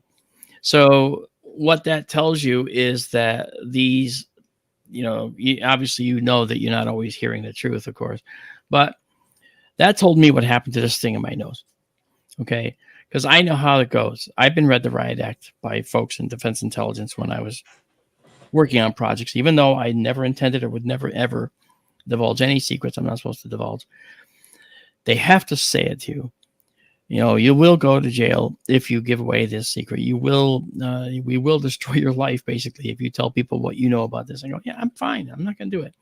Okay, but we just are on record as saying it. Here, sign here, and say that you agree. Okay. But now, isn't there a clause that allows whistleblowers to be free? Isn't that why now we have these disclosure type hearings, allegedly, that are going on, where somebody who knows somebody who knows somebody who knows somebody whose grandfather once worked for the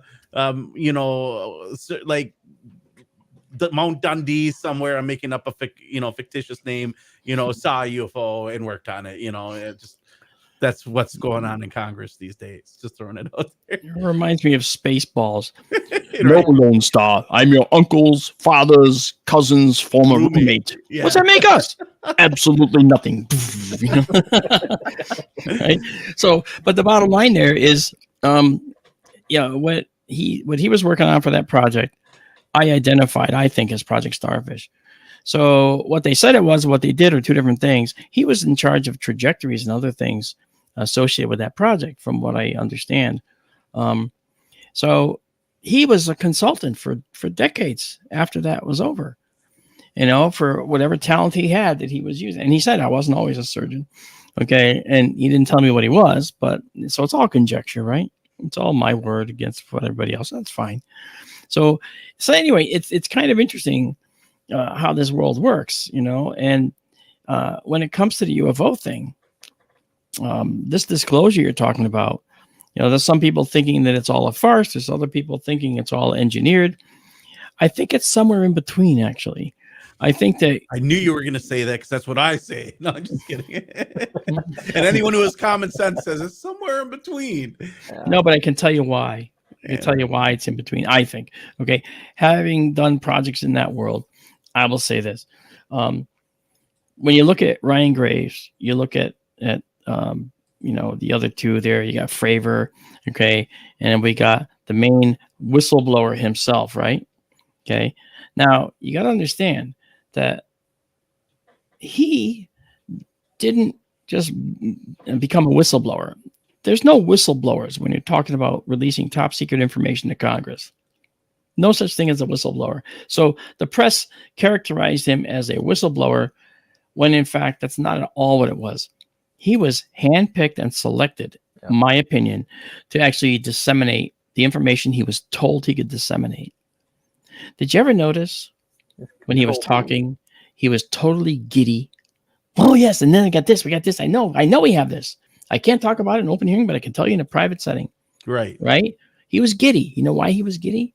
Because he knew he couldn't get in any trouble, because he was saying what he was told he could say. And I say it that way. He said what he was told he could say. Rehearsed. Just scripted and released. Now, it was more than you would expect. It wasn't necessarily incorrect or false.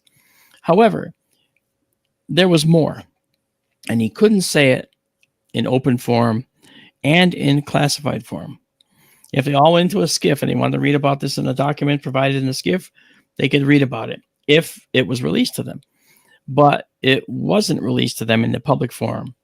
So when he was asked about whether ships have been recovered and whether there's bodies, he said it openly. Yes, there's ships and there's bodies. But are they our bodies? Are they our ships?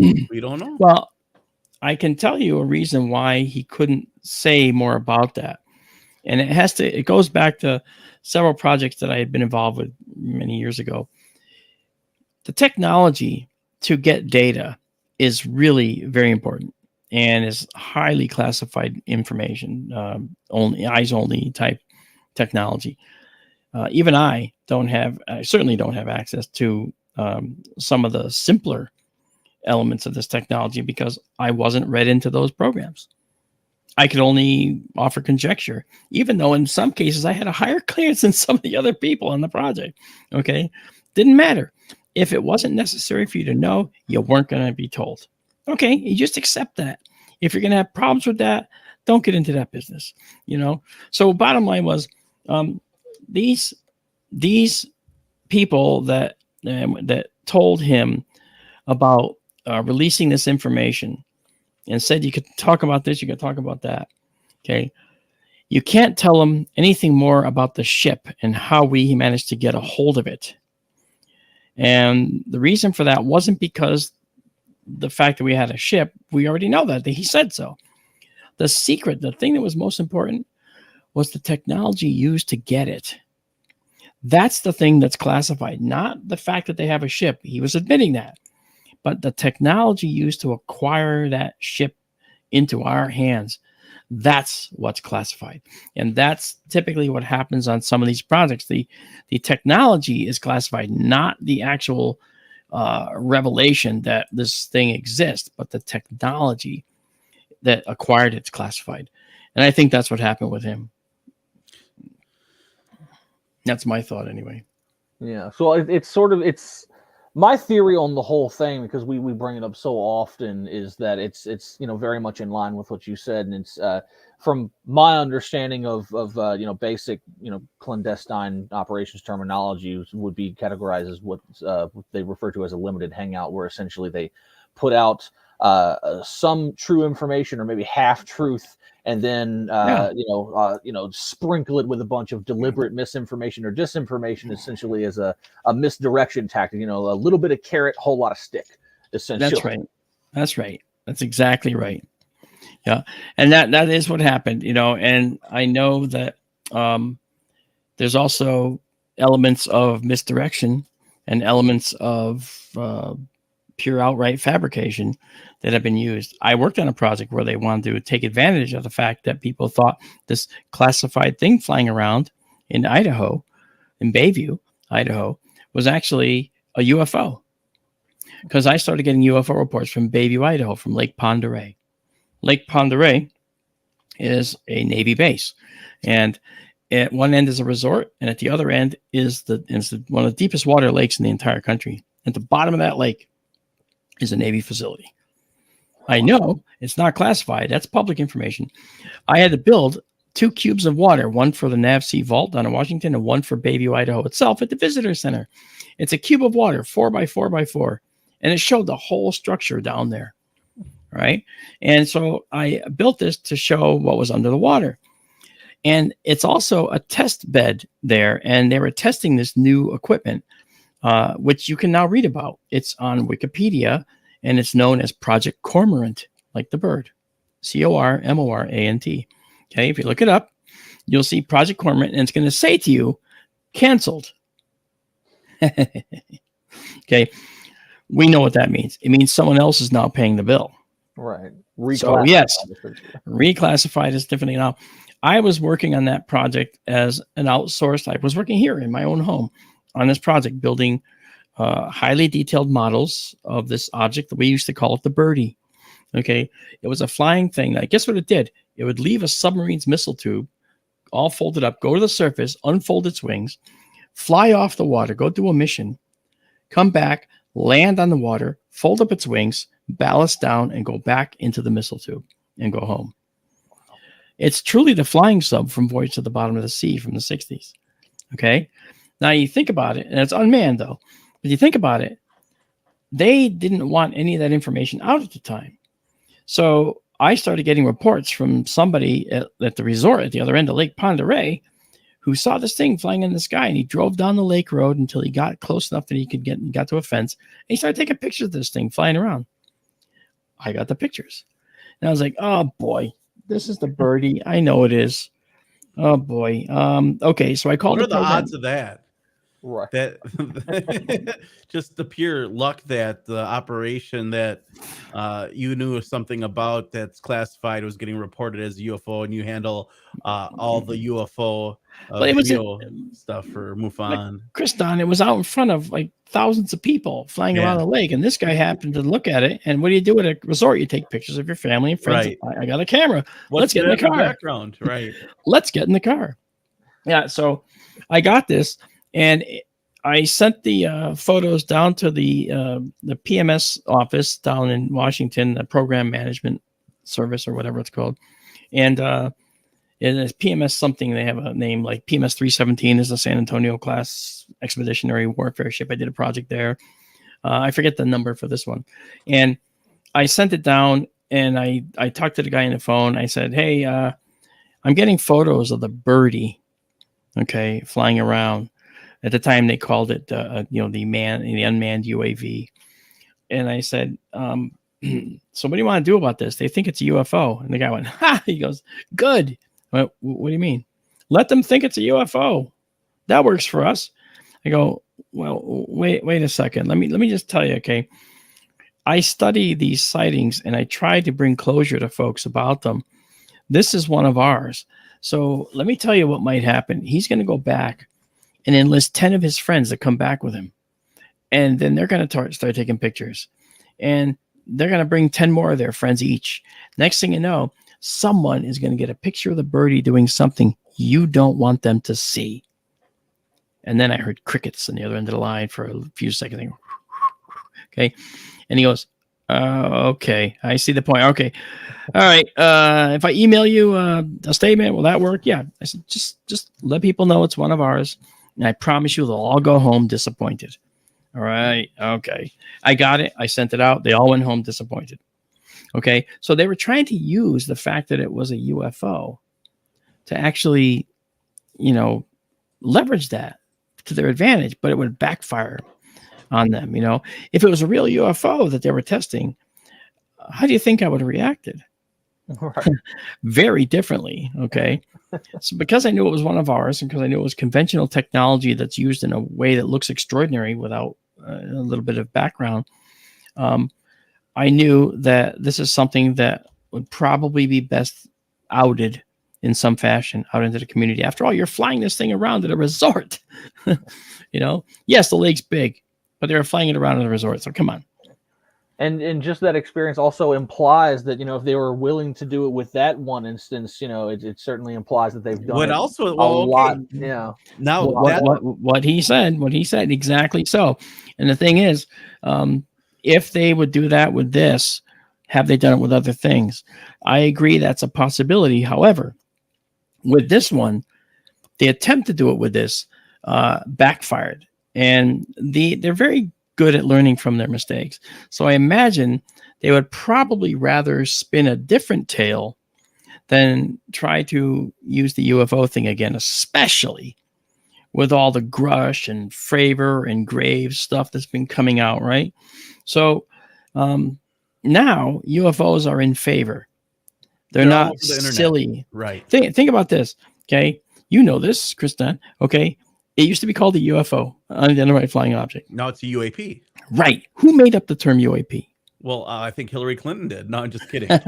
But like they wanted to differentiate between. I was wiping my drive with a cloth. Bill was sitting there with the cigar, hanging out with Lewinsky, and I thought we just call the UAP. No, but seriously, the You're UAP giving me the blues now. I think that the whole thing is to differentiate between tinfoil hat UFOs and real government. So the algorithms and the AI can recognize what to aggregate and what not to aggregate. Exactly. So, in fact, the UAP was created by government entities, not by civilians. UAP was first coined by the U.S. government so as to differentiate from the tinfoil hat crowd and to lend credence to this topic. When you say UFO, people immediately blow up green alien. Okay, hey, look at my alien, right? That's what they do. But when you say UAP, what do you think now? Do you see blue, green, or you see blue and green blow up aliens? Well, you don't. We you don't see little. Yeah, right. You don't see blown up aliens anymore because UAP now is taken seriously. Right. The government rebranded the term, and I'm glad they did. So let's talk about this for a second, because we got a lot of these UFO videos I wanted to show, and a lot of people, and even the mainstream media, has been aggregating a lot of these videos as genuine, as in real information, as in possible real UFO videos. But I think they hope. Well, what they hope is to get clicks and views, and basically everything that they censor the independent media for, people like me and others that have been out there over the years. They've just basically taken over the job, and they loosely, instead of being a gatekeeper to help prevent people acknowledge what is real and what is not. They try to get more clicks and kind of disingenuously give He's the not idea that bitter. this is real. He's not bitter. But here's one. This is one that's really popular right now. This one was all Oh, over. yeah. I've seen it over TikTok. And you being the guy to talk to, like the guy. There's no one else. So I mean, there's other people This you is can the talk to. But you are, jellyfish. this is okay. You already know. This is the is what, jellyfish. right. Jeremy Corbell, UFO researcher and filmmaker, shared a black and white video of a UFO sighting, allegedly, and this looks like basically I don't know, man. It looks like a circular balloon with like a couple dreadlocks hanging around the side. I don't know what this is, but reportedly, the video was from a U.S. joint operation base in Iraq in 2018. So, what can you tell us about this video? Okay, when I saw it, I started analyzing it. I've watched the video probably no less than 100 times. I've frozen frames. I've looked at different things, and there's some frames where you can actually discern, like these are some of the frames right here, where you see it come into the view. Now, this was taken from an aerostat, which is a floating balloon that has a camera hanging from it. And the camera, it's black and white because it's infrared. Okay, this is infrared technology we're seeing here. Okay, and it looks like, you know, in terms of color, black is hot and white is cool in this situation. Based on when you look at the people, you'll see people walking here soon. Whatever they look like, you know, if they're dark, okay, then the temperature for hot is, you know, you can do hot for black for hot or white for hot, okay, but they're using in this case they're using this that way. So if you look at this up close, what you'll notice is that at the top of this thing there's two things that look like horns. Okay, and now if you logically complete those horns, they turn into crescent moons. Okay, and then in between those two crescent moon things, okay, you actually see a confluence of weird pointy type things which look like, see, there's the people, which look like 5-pointed stars to me.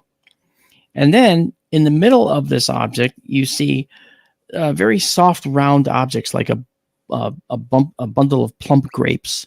And then underneath it, you see what look like they could be letters hanging down, letters suspended by these things. And my first thought was, okay, I've got to test to see whether these are balloons or not. And knowing infrared technology, I have infrared drone here. I actually fly infrared, find lost children, all that whole thing, you know, with this drone. They're very useful for that. So looking at the infrared technology, right? So you can see that right there, that frame shows you you can see right there, the little horns. Those are, yeah. In between, that's right. There's a horn there. This is the best frame, but it's close. Okay, that's like two crescent moons up at the top, and then in my view, and then in between there's like a 5-pointed star. That bundle in the center, if you look closely, and you basically spend time digging into this, you can see all these separate, discrete shapes that are roughly spherical. Spherical because the camera, which only sees heat, is detecting more heat on one side versus the other, depending on which angle the balloon is at.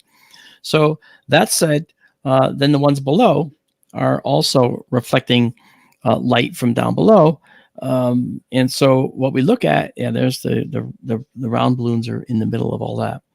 Okay, so as this thing is moving across the sky, I'm considering this like a couple of clusters of balloons. Now, people are saying, well, balloons up in the air, they dance around wildly. Sure they do when they're changing air columns. What do you mean? Air acts like a river. Once you're in the river floating downstream, okay, if it's a calm river and you're on a tube floating down the stream, not much happens unless you go around the rock. Okay, and then all of a sudden the tube twists around. But if there's nothing happening and you don't do anything, you're just going to keep right on going unless the wind blows you. Okay, well, on a balloon, okay, like a hot air balloon, I've flown in hot air balloons many times. When you go in a hot air balloon, as soon as you go up to a certain height and you start traveling through the air column, as soon as you reach the speed of the air column, it's dead still in that balloon. And I proved it. I dropped a piece of paper from the top of the balloon up by that burner, and it just fluttered right down to the ground in the basket. Now, it could have gone and blown right out, but there was no wind. See, when you're in a balloon like that, what happens is you overdress because the sun is beating down on you when you're in this balloon. And so you've got to basically, if it's chilly on the ground, you can be sure that without wind, it's going to be a little warmer upstairs when you get going. And that's exactly what it's like, So it's very still. So all these balloons dangling are going to move like one solid mass because there's nothing in the air column to disturb them other than a gust of wind that might come through. But here in the desert, there was no such thing at that point. And I know that Jeremy Corbell said, "Oh well, this thing dove into the water and then came out 45 minutes later or 17 minutes later at an angle," and that doesn't show. And there's none of that video. No.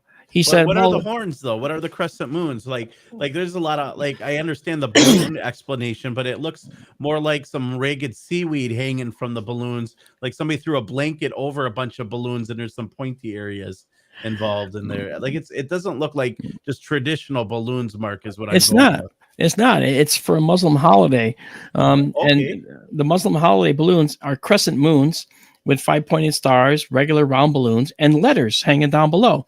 And this might have been for Eid Mubarak, which was one of the Muslim holidays. And one of those letter balloons on the bottom, I could identify. It looked like an I, a letter I. There was another one that kind of looked like an E, but I couldn't really say for sure. Which should be EID, right? Or something like that. Yes, exactly. So that said, this is probably a cluster of one or more balloons for that holiday that got released. Now, the holiday had either come and gone, and they were just dumping the balloons or whatever. I don't know. But those horns are actually crescent balloons, crescent moon mylar balloons. And I actually asked a scientist friend of mine, David Mason, who's a FLIR scientist. Okay. You can see him on Skinwalker Ranch. He's done a lot of technology for them. He's a technology inventor, in fact. I said, in fact, he came on because I released this thought, this whole discussion about this being balloons. And of course, I got harassed by people. And then he came in on his own and just said it right outright. Said what everyone else was thinking. And he said, "These are definitely balloons." And then he proceeded using physics, infrared physics. Okay, because I wasn't going to drop that on people because you go over their head and they say, "Oh, you're just trying to be Mr. Intellect." Okay, well, David is Mr. Intellect. Trying to be smarter than everyone. That's what it is. It's a giant, schlong measuring contest when you hang out with smart people sometimes. yeah. And I was never party to that. Okay. No, so neither am I. So. Yeah. So the thing is, David came in and he basically said directly, "Yeah, these are balloons, and here's why." And he pointed out the reflective, like right there, you can see at the top of those top balloons are more reflective. Yeah. The middle balloons are actually darker and not reflecting as much. The bottom balloons are reflecting the same way again as the top. That's because the balloons at the top and the bottom are mylar balloons, reflecting everything around their surroundings. And those balloons in the middle are more dull because they don't have that reflectivity because they're latex balloons. And David has done studies on balloon reflectivity in IR, both mylar. There's a crescent moon right there. Okay. So obviously, I could totally see that. Yeah. And so, well, that's nice. Okay. So the bottom line was when I looked at this stuff and I examined this here, I said, "No, that looks like a cluster of balloons to me." And they said, "Well, what about this color change right here? It's using cloaking." No, it's not. Okay. What's happening is the sensor inside the aerostat camera, the sensor that's running this, is constantly normalizing for the background brightness versus the balloon brightness. And it's changing that contrast all the time because that's what they do. Mine does that. My drone does that with its infrared system on it. I have a Tau 2 core on my infrared drone that I actually hacked to make it have a gyroscopic mount so it was stabilized. And I get the same thing where if you move in front of something that's a little brighter, then your foreground object changes tonality because the sensor is balancing the entire scene, and so it will balance the balloons as well as the backdrop. Okay, so that's how that works. And that like I said, that dull stuff in the middle, those are latex balloons. David Mason talked about the reflection and how latex balloons show up in the IR versus Mylar, and he clearly, without again unequivocally said, yeah, the balloons at the top and bottom, obviously Mylar. Okay. And these are latex balloons in the middle. Yep. And here's why.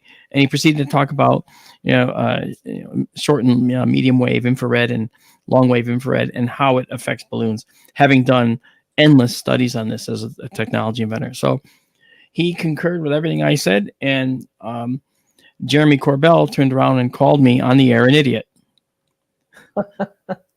Well, of course, he's making money licensing this video, and I'm not. I don't know. I'm just being honest. Like you're licensing the video. He's getting credit. He's definitely making money. I'm not saying that's why, but people get like their butt hurt when their ego or their egos hurt because instead, and it's easier just to be like, well, maybe I wasn't right about this, or maybe I needed to do more research. We didn't know, but now I see it.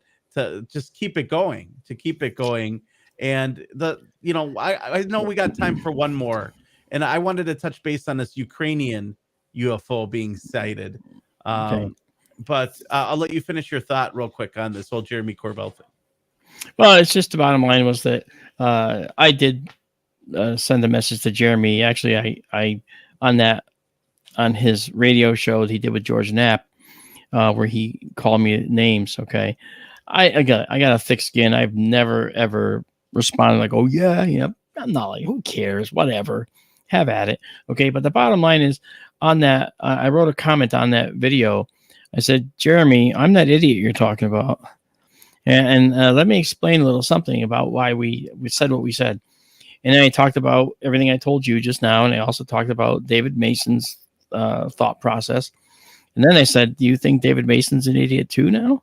Okay, a science, a technology inventor that he is, he's got a hell of a resume too, and so bottom line was, he basically never responded.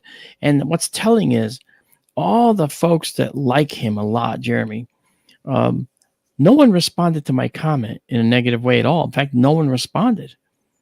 So what's that tell you? It tells you that my comment, when people read it and they thought, you could be right. Maybe you're right. Okay. And that's all I ever say is I was just offering an option, because you have to offer that if you're going to be an honest researcher. You have to offer all the options. Well, and that's just it, is looking at everything, questioning everything, not being able to prove or not being able to accept it as fact unless you can prove it with your own two hands. And that's one of the interesting and hard things. That's why, one of the things I've noticed about UFOs is during wars, there always seems to be an exceptional increase of UFO sightings, and that's no different with the Russian-Ukrainian war. Here we have this very interesting UFO that again being aggregated by the Economic Times right now.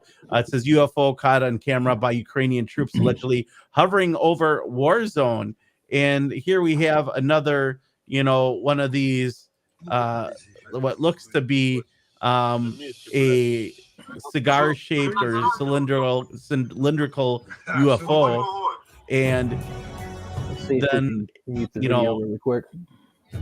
Ukrainian troops have allegedly captured a UFO on camera with footage showing a large black disc hovering over a war zone. And as you can see, this is kind of what they got right here. Okay, I'm not sure. Was that actually a video, or was that actually a still photo that was made to look like a video? Yeah, I'm not sure. Yeah, I see seeing it third hand here, from your screen to my screen. So essentially what it looks like is that they're taking a video on their phone of a video screen. That is, if we could just on mute, if we could mute that video. Yeah, it's 3 steps removed from reality. It's hard to tell what they're actually, if it's a photo they're looking at or an actual video. I can't tell. Gotcha. let's see. But it's all interesting, isn't it? I mean, I think that if I was an alien, I'd probably stay far away from war zones because I'd be able to detect, fighting going on. All right. I'd probably stay far away from that because that wouldn't be too helpful.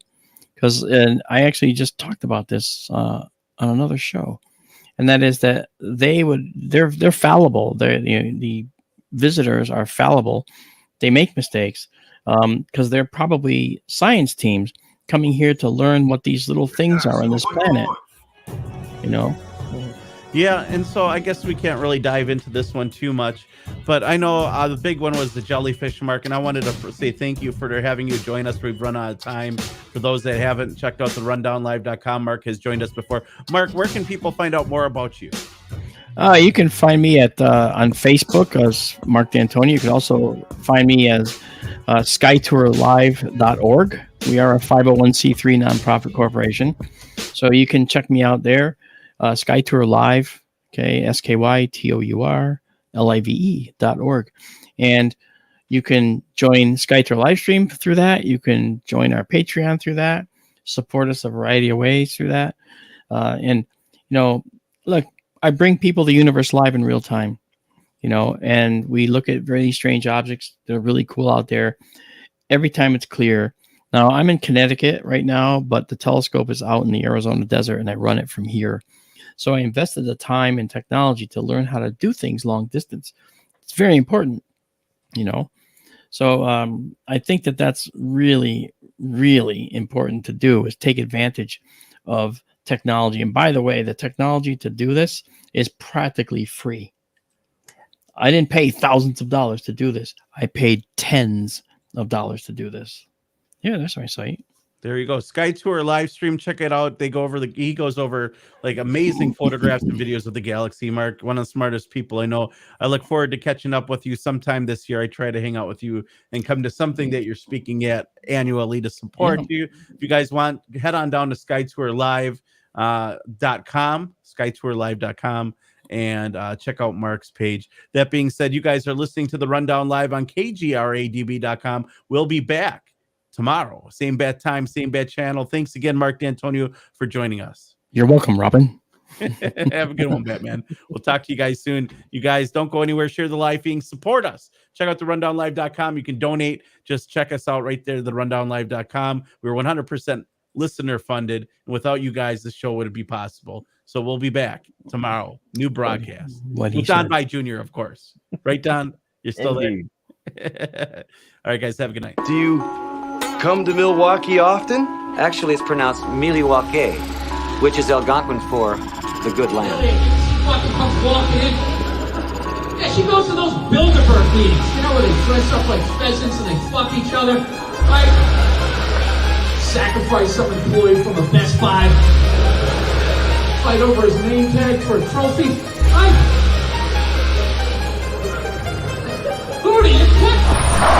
You heard it here first. You're listening to The Rundown Live with Kriston Harris and Mike McChesney. The destroyer of fake news. I think one of the most